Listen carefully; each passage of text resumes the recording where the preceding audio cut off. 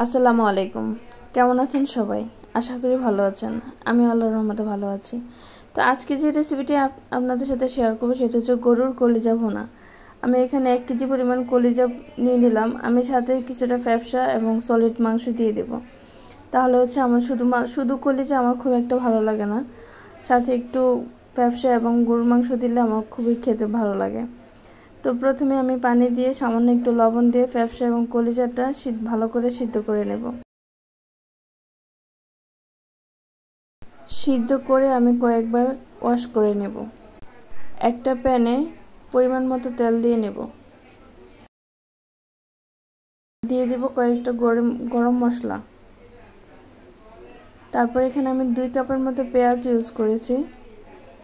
দিয়ে দিব পেঁয়াজটা লাল লাল করে ভেজে নেব। পেঁয়াজটা যখন একটু ভাজা হয়ে আসবে তখন দিয়ে দেব হলুদ গুঁড়ো। সাথে দিয়ে দেব সামান্য একটু পানি যাতে হলুদটা না পুড়ে যায়। তারপর দিয়ে দেব মরিচ গুঁড়ো। ঝালটা আপনাদের ইচ্ছে মতো দিবেন। দিয়ে দেব জিরা গুঁড়ো, গরম মশলা গুঁড়ো, 1 কাপ পরিমাণ টমেটো।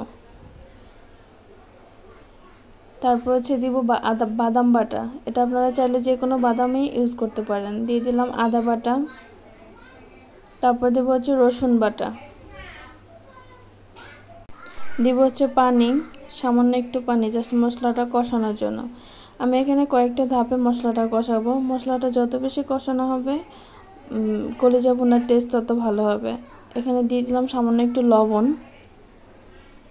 লবণটা দিয়ে খুব ভালোভাবে মশলাটা কষিয়ে নেব। আমি এখানে প্রায় 2 বার পানি ইউজ করেছি। প্রথমবার শুকিয়ে যাওয়ার পর আমি আবার পানিটা দিয়ে দিলাম এবং দেখতে পাচ্ছেন খুব ভালোভাবে আমার মশলাটা কষানো হয়ে গিয়েছে। এই পর্যায়ে আমি দিয়ে দিব হচ্ছে প্রথমেই দিয়ে দেবো সলিড মাংসগুলো, কারণ এই মাংসগুলো সিদ্ধ হতে একটু সময় লাগবে।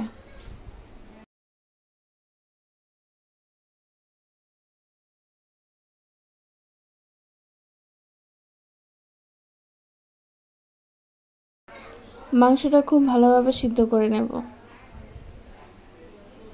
আমার মাংস খুব ভালোভাবে সিদ্ধ হয়ে গিয়েছে। এখন সিদ্ধ করে রাখা কলিজাগুলো দিয়ে ভালোভাবে মেখে নেব এবং প্রথমেই পানি ইউজ করব না। আমি কলিজাটা ভালোভাবে মাংসের ঝোলের সাথে খুব ভালোভাবে কষিয়ে নেব। কষানো হয়ে গেলে দিব এক ফালি লেবু।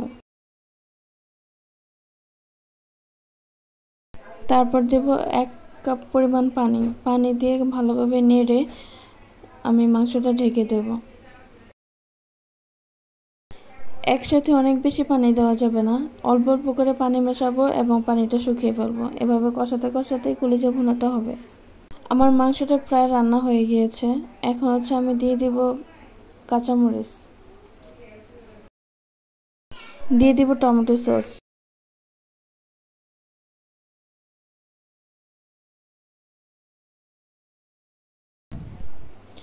আমার কলিজা ভুনা প্রায় শেষ হয়ে গিয়েছে। এই পর্যায়ে খুব ভালোভাবে নেড়ে ছেড়ে পানিটা শুকিয়ে ফেলতে হবে। অনেকের পানি পছন্দ করেন, কিন্তু আমার কলিজা ভুনার ভিতরে পানি খুব একটা ভালো লাগে না। কলিজা ভুনাটা হবে একদম শুকনো শুকনো এবং মাখা হবে। যদি কলিজা ভুনার রেসিপিটি like, comment and share please.